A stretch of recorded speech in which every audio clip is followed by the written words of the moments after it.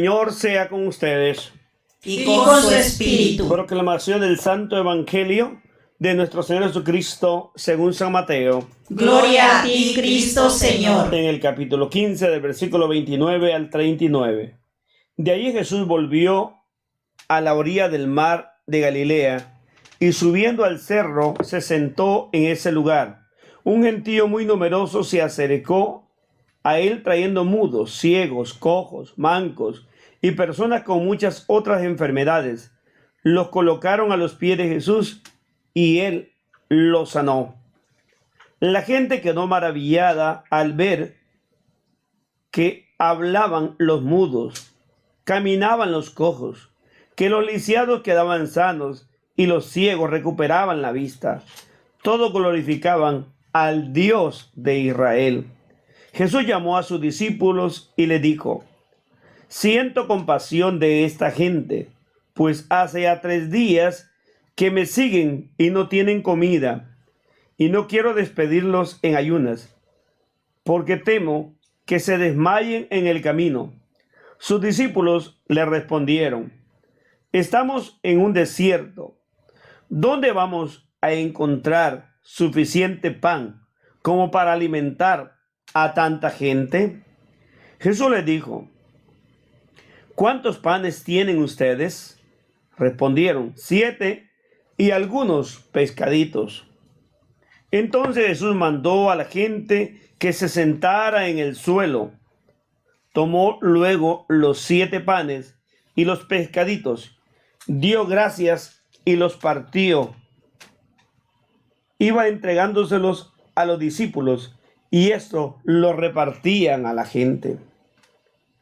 Todos comieron hasta saciarse y llenaron 7 cestos con los pedazos que sobraron.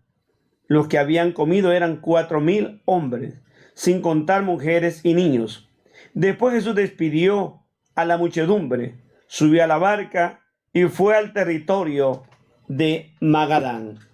El Evangelio del Señor. Te alabamos, Cristo Señor. Muy interesante en esta segunda multiplicación de panes.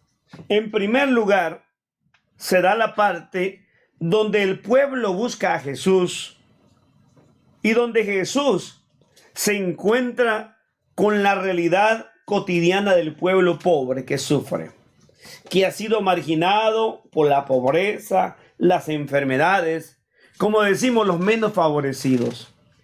Aquí hay ciegos, sordos, cojos, hay de toda índole de personas enfermas.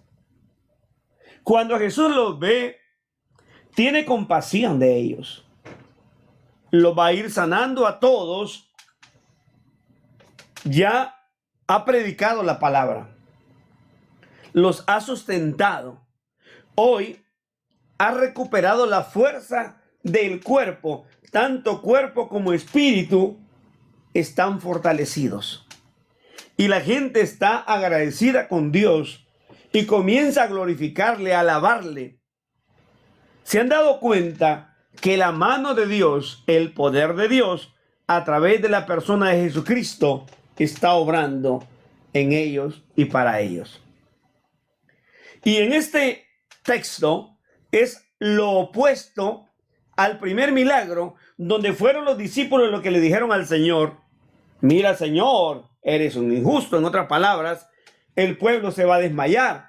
Es aquí donde Jesús, lo real, que va a decir: óiganme, muchachos, saben que tengo temor de mandar a este pueblo que está hambriento de mi palabra, pero que tiene otra realidad, el hambre de pan, lo que fortalece las piernas, el movimiento del ser humano. ¿Cuántas familias o seres humanos tienen su estómago vacío? Se van a las camas con el estómago vacío. Niños que van en nuestros países tercermundistas sin un vaso de leche o de café al menos, sin un pedazo de pan o de tortilla a la escuela. Por ejemplo, El Salvador era un país de esos. Llegó un gobierno que comenzó a ver que era importante el poder alimentar a los pobres para que los pobres pudieran estudiar.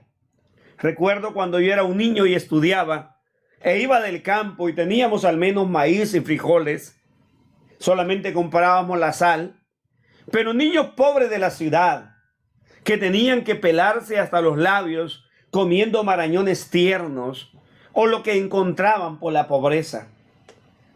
Hoy en El Salvador, como en otros países, los gobiernos han buscado la manera cómo darles un vaso de leche y un pedazo de pan para que estos niños tengan algo en el estómago y puedan aprender. Pero la triste realidad es cómo hoy hay personas en el mismo El Salvador que critican esto porque a ellos no les importa. Lo que les interesa es tener a un pueblo humillado y sometido, pisoteado, siempre al margen de la realidad. Es tiempo de despertar. Cristo despertó conciencia a los discípulos y ellos van a decir, pero Señor, ¿qué podemos hacer? Aquí estamos en un lugar descampado. Todos tenemos que preguntarnos, ¿qué hacemos por los pobres que no tienen pan? Que sufren de hambre o mueren de hambre. Jesús va a preguntar, ¿pero acaso ustedes no tienen nada? Nada en absoluto para poder compartir. Eso mismo te pregunta a ti y me pregunta a mí. Tú, es cierto, no eres rico, no tienes en abundancia ni de sobra, pero ¿qué tienes? ¿Qué puedes compartir con estos pobres? Y ellos van a decir, Señor, mira, hay 7 panes y unos cuantos pescaditos. Ah, bueno, eso es suficiente. Por favor, coordinen que la gente se siente.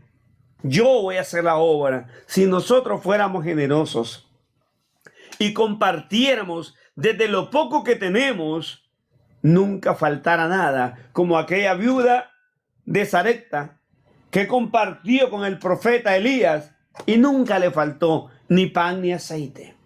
Cuando usted y yo no pongamos la confianza en el dinero ni en los bienes materiales, sino al contrario, en ese Jesucristo que nos da vida, que nos cambia y nos transforma.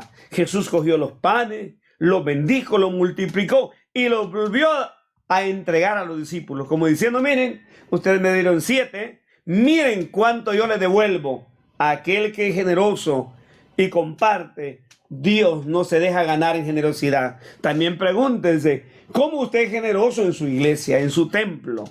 ¿O usted es un mezquino y de aquellos que critican y que piensan que la iglesia está bañada en dinero? No, la mayoría de iglesias somos iglesias pobres, que dependemos de la ofrenda que usted comparte. Y si usted comparte, Dios lo bendice y le multiplica mucho más. Por eso que Jesús al final invita a recoger lo que sobró. Sobraron 7 canastas, el número perfecto. Siempre habrá para todos.